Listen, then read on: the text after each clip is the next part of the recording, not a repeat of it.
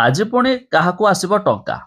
ଏକଥା ଜାଣିଛନ୍ତି ଆପଣ ମାନେ ସମସ୍ତଙ୍କୁ କାଲି ଆକାଉଣ୍ଟକୁ ଟଙ୍କା ଚଢ଼ି ଯାଇଛି 5,000 ସୁଭଦ୍ରାର ଦ୍ୱିତୀୟ କିସ୍ତିର ଟଙ୍କା। ତ ଯଦି ଆପଣଙ୍କୁ ଏପର୍ଯ୍ୟନ୍ତ ଚଢ଼ିନି, ଖାସ କରିକି SBI ବ୍ୟାଙ୍କରେ ବହୁତ ଶୀଘ୍ର ପଳେଇ ଆସିଛି, ତାପରେ ରାତି ସୁଦ୍ଧା ପୋଷ୍ଟାଲ ପେମେଣ୍ଟ ବ୍ୟାଙ୍କରେ ଅନ୍ୟାନ୍ୟ ବ୍ୟାଙ୍କରେ ଆସିଯାଇଛି। ତ ଯଦି ଆପଣଙ୍କୁ ଆସିନେ ତ ଆଜି ବି କ'ଣ ଟଙ୍କା ଆସିବ କି? ଯାହା ବିଷୟରେ ଆମେ ଜାଣିବା, ଶେଷ ପର୍ଯ୍ୟନ୍ତ ଦେଖନ୍ତୁ ଯଦି ବି ଆପଣ ଟଙ୍କା ପାଇନାହାନ୍ତି। ତା ପୂର୍ବରୁ ନିହାତି ଗୋଟେ ଲାଇକ୍ କରିଦେବେ, ସବସ୍କ୍ରାଇବ୍ କରିନଥିଲେ ଏବେ ସବସ୍କ୍ରାଇବ୍ କରି ପାଖରେ ଥିବା ଘଣ୍ଟି ଚିହ୍ନକୁ ଦବାଇ ଦିଅନ୍ତୁ। ଯେମିତିକି ଆପଣ ଦେଖୁଥିବେ କାଲି ସରକାର ଦ୍ୱିପହର ସମୟରେ ଟଙ୍କା ପଠାଇଛନ୍ତି। ତ ବେଳବଳି ସନ୍ଧ୍ୟା ସମୟ ଏମିତିକି ରାତି ପର୍ଯ୍ୟନ୍ତକୁ ବି ଲୋକଙ୍କ ଆକାଉଣ୍ଟରେ ମଧ୍ୟ ଟଙ୍କା ଚଢ଼ିଛି। କିନ୍ତୁ ବହୁତ ହିତାଧିକାରୀ ଅଛନ୍ତି ଯେଉଁମାନଙ୍କ ଆକାଉଣ୍ଟରେ ଏପର୍ଯ୍ୟନ୍ତ ଟଙ୍କା ଆସିନି। ତ ସେମାନେ ବି ଚାହିଁଛନ୍ତି କ'ଣ ଆଜି ବି ଆସିବ କି?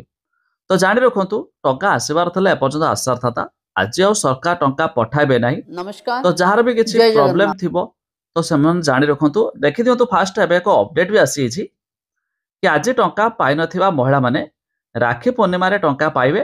ଯଦି ଦ୍ୱିତୀୟ କିସ୍ତିରେ ଟଙ୍କା ନ ଆସିଛି ତେବେ ସୁଭଦ୍ରାର ପ୍ରଥମ, ଦ୍ୱିତୀୟ ଓ ତୃତୀୟ କିସ୍ତି ମିଶି ରାକ୍ଷୀ ପୂର୍ଣ୍ଣିମାରେ ଏକାଥର 15,000 ମଧ୍ୟ ପାଇଯିବେ। ତେବେ ଜାଣିପାରିଲେ, ଆପଣଙ୍କ ଆସିବାର ଥିଲେ ଏପର୍ଯ୍ୟନ୍ତ ଆସିବାର ଥାନ୍ତା, କିନ୍ତୁ ଏପର୍ଯ୍ୟନ୍ତ ଆସିନି ମାନେ ଆଉ ଆଜି ଆସିବ ନାହିଁ। ସରକାର ଆଜି ମଧ୍ୟ ପଠାଇବେ ନାହିଁ। ଏମିତିକି ବହୁତ ହିତାଧିକାରୀଙ୍କର EKYC ସ୍ଥିତି ପେଣ୍ଡିଂ ପଡ଼ିଛି। ଆପ୍ଲାଏ ଯେଉଁ କରିଥିଲେ ସେମାନଙ୍କର ଆପ୍ରୁଭ୍ ହେଇନି, ସେ ମଧ୍ୟ ଅଣ୍ଡର ପ୍ରୋସେସ୍ ବି ରହିଛି।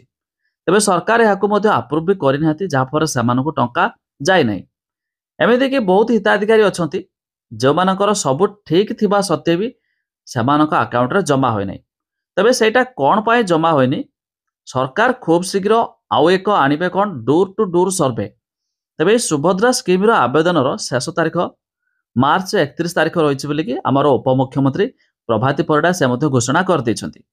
ତେବେ ମାର୍ଚ୍ଚ 31 ପରେ ଏକ ଡୋର୍ ଟୁ ଡୋର୍ ମାନେ ଅଫଲାଇନରେ ଘରେ ଘରେ ସର୍ଭେ ହେବ କି ଏଇ ଲୋକର କ'ଣ ପାଇଁ ଟଙ୍କା ଯାଇନି। ତ ସେହି ସମୟରେ ଆପଣ କହିଲେ ତେବେ ଆପଣଙ୍କର ମଧ୍ୟ ଯେତେବେଳେ ପୁଣି ରାକ୍ଷୀ ପୂର୍ଣ୍ଣିମାରେ ଟଙ୍କା ଆସିବ ତ ତୃତୀୟ କିସ୍ତିର ମାନେ ଆପଣଙ୍କୁ ଏକା ସାଙ୍ଗରେ 3ଟି କିସ୍ତିର 15,000 ଟଙ୍କା ମଧ୍ୟ ମିଳିଯିବ।